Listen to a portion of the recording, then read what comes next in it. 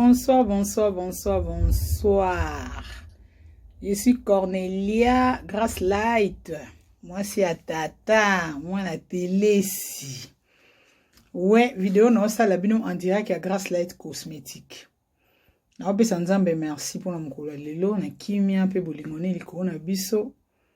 Tikanga na yebisa bino ete moko te akotelemaka loba ete azana pema na ye moko azopemela. C'est faux. Nous avons un grand Dieu, ils ont preuve. Ya oloba kenzamba zana bomoy. Respiration yo. Zangango tala ba pareil mbongo ezokute mais biso na yo tozo respirer lelo. Makamna biso nyonso to salaka. Ngana ninga nzamba za liboso pour na réussite. Soyez bénis, que Dieu vous bénisse. Voilà. Je suis là aujourd'hui pour nous présenter bino biloko ya visage kaka d'abord et puis na oyana gamme.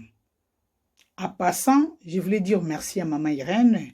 Puis na ba bonne nion surtout à Irène Masiandoki. Que le Seigneur vous bénisse. Nzamba pambolo ma chérie, ma sœur. Voilà. Ah on a zana nini. Na eli bino vitamine C. Vitamine C est très très important pour notre visage na biso. Biso ba teinture auto zalaka na ngokala. Ezalaki ya mibe côté. Ezalaki ka teinture changa na cha. Ça veut dire nazuka ya karo na ngana tongo na muki na petit kisi. Ngawana na bimi. Nazoye bateke pour na protéger visage nanga. Ezo senga biloko ebele. Alors visage nanga faut ezala na vitamine parce que tant tozo bima eza ba UV ba rayon solaire. Oui, yaka ko beta poso na biso, poso nanga faut ezala protéger. Tant que poso nanga eza protéger te, yango tozo kutana na ba cachet, ba tampon, à part ba tampon, tozo kutana na ba comment je peux dire, ba nini, ba mami, tozo kutana na ba ba tache à visage comme ba bouton, ba tache parce que visage eza le roi mutaka là.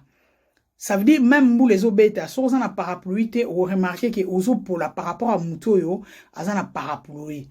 Donc, Babyloro, vous avez un gardien à poso. Autant que vous avez un gardien, vous avez un consommer sans modération. Parce que les Babyloro est bomati. Et il pour boma posote.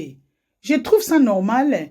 D'abord, maman musomona, maman vitamine C zanini yango. Et le gozo la collagène zanini embadi. Nazaro banga nangai. Parce que nga ba client mingi à partir à 35 tilikolo. Nga mona bonde la pa nzambe za la bongo. Ba client ba jeune fille mingi nazana bango penzate. Donc nazana ba client responsable. C'est normal ba banga pona ocha et loko na poso. Mais je vous assure, même na pesa bino na bi okokota na ba grande site à cosmétique. Okokota na noko google, ta kulutu google. Obeti vitamine C, importance na ona po na biso ezani. Donc nous avons plusieurs vitamines C, mais vitamine C ezaka moko ba facette na ngonde. Eza ebele vitamine C éclaircissante, vitamine C collagène, mais vitamine C eza très bien pour na ko sunga poso na biso. Alors, yoga malamu ya vitamine C o nazo laksa bino. Ye azo rendre po na yo très lisse. Azo kongengisa yango, azo komisa yango couleur moko ya propre, azo favoriser pe azo booster collagène na yo o ya naturel au botama nango.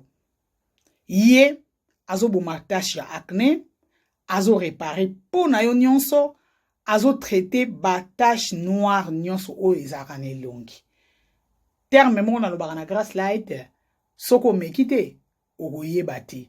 Mais tant muta ko meka ye moko asili kozonga mbangu azan l'huile te aza sérum na beta kasete parce que nazo mona makambo oyo ebele o filmer o chelo ko boy mama moko akimi mbanga l'action mama nasomi yango na IBD 99 na betele bravo essaye de mettre ça tant maman na ko tchango le longi azongeli so mama tala bunki tukidi. Ça, est la faute. 99% il y a vitamine C professionnelle skincare.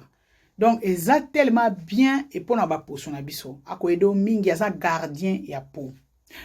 Awa pour na rowe la temps, ba vidéo na nga oyo nazolingi comme na ba 30 minutes te pour bate belé balobeli mama bana Grace Light surtout baba cook soki vidéo e komi ko leka na ba kayu tozo ko tala ngote essaye un peu salela biso ba vidéo ya mikuse na se à 30 minutes na kozongo na bwakeli muninga zolamba tali mbango ya bwakeli muninga Grace Light ezokende kana okende.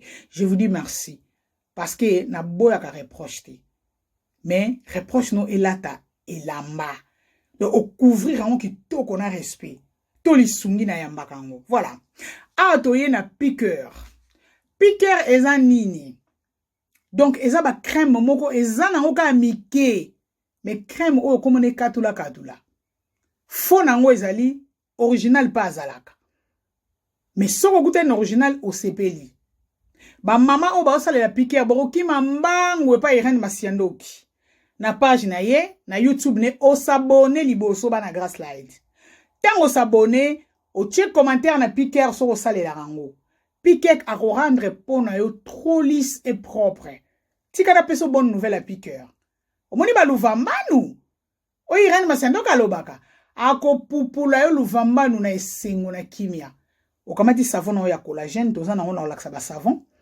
o kamati piqueur no tongo o tie place wana na poko avon lala o tie dans un mois ozonga na tombe loboko na likolo o kozonga pona kolobaki mami e ya kitoko mais attention na yeba na ndeko mo na Belgique mama Naomi na ebie asombaki piqueur moko ya mabe alakisinga elongi abi mama tala elongi vimbi rouge epai faites-vous attention parce que soko sombi eloko pa coach moko neti nga sombi eloko exemple na pharmacie na nga na dépôt na nga que moi problème est ça je suis là pour na olobano ah écoute prends ça mais ça a tout ça la boto réparer parce que ça ba cours o nga na landelaki na zaiko la la pongite ko bongisa poso côté que loko malamu ya poso pe ko réparer poso malgré na yebi nyonso touté mais na mukio na yebi vraiment toujours réussir donc piqueur azawana awa toye na vitamine E kuna l'accès ki vitamine C awa na ye na vitamine E balobi no nini o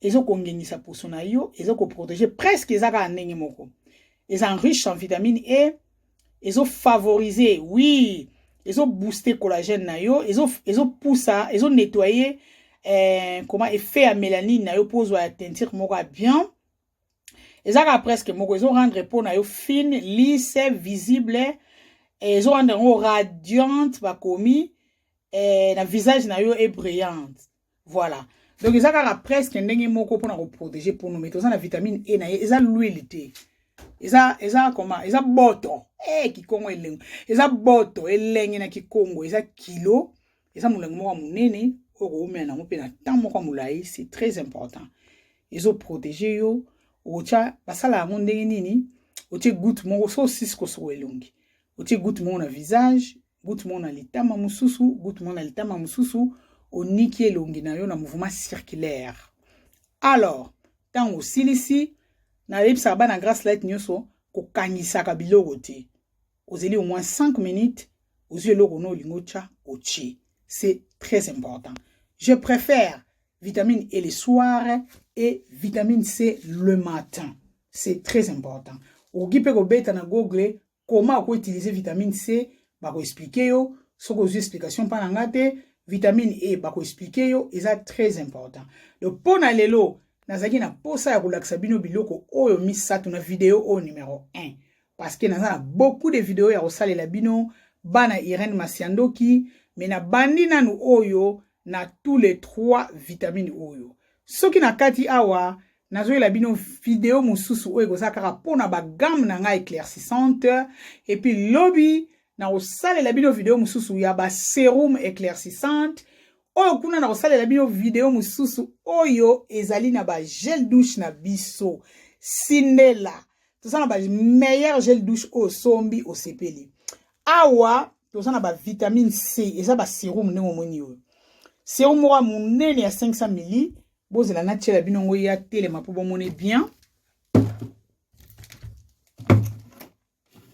voilà yeyo sérum oyo asa ya vitamine C awa bakomi ke apesaka teinture dans 3 jours donc ça veut dire résultat na ye ezalaka dans 3 jours Donc eza tellement très bien wana bango bato ba lobby ngana meka ki na zoki na résultat en 3 jours te résultat qui toko na koma mona on a 14e jour na nota ki yango pe na farde.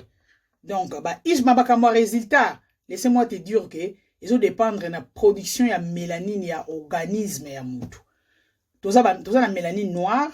Alors ndenge production nango ezo sala na corps na yo ndenge sala ke ozwa résultat mutu mususu production eza fort résultat n'est en retard.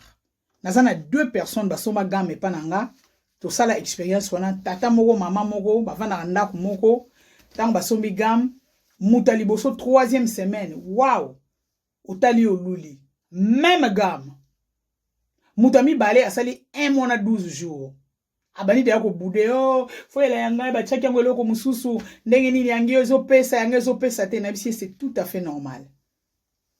Ba corps na biso za différent. Mutu musu sanga eloko vandi pena makila na ye e banyo fonctionner. Mutu musu tanga bandi ka ke banyo pela. Yango na to zala na to stress a mingi ba collègue ba teka mafuta te. Nazo refuser te mafuta mabe ezali c'est vrai. Ngamo na viva ki on avana ki ni classe. Na somma ba gamme pena ba 300 ba 320 330. Titan nazo ba tupe ba yebi on na somba pa na bango. Na zo résultat